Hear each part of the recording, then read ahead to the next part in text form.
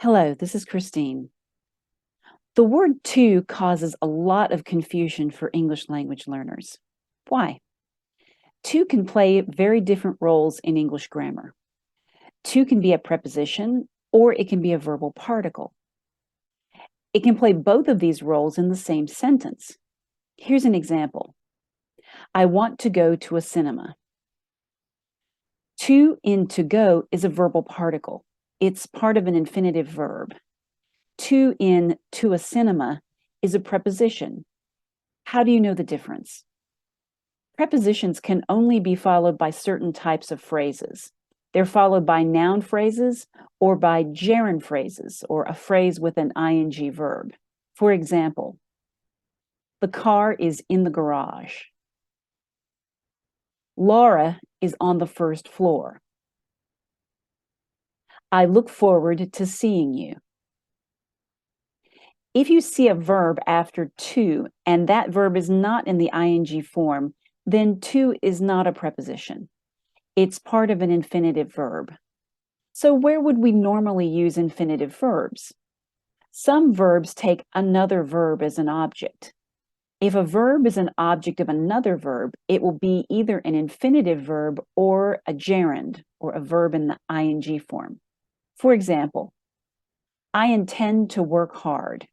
So to is part of the infinitive verb to work. I enjoy drinking tea. Drinking is the gerund of to drink. It's easy to confuse the to in infinitive verbs with the preposition for, because sometimes you can write sentences where either is possible. For example, I left to take a walk. I left for a walk.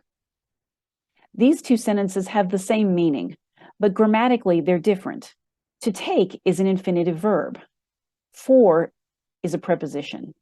You can express the same meaning with two different structures. There are grammatical tests that you can do to show when to is a preposition and when it's a verbal particle. One of the tests for prepositions is called fronting. It's when we move a preposition to the front of a question. Prepositions can be fronted, but verbal particles can't. For example, to whom is he speaking? He's speaking to his coworker. So to is a preposition. You can't say, to what does he like? That doesn't work. You have to say, what does he like to do? He likes to swim. To is part of an infinitive verb. To summarize, the easiest way to tell the difference between to as a preposition and to as a verbal particle is to look at what comes after it. The preposition to will be followed by a noun phrase or a gerund phrase.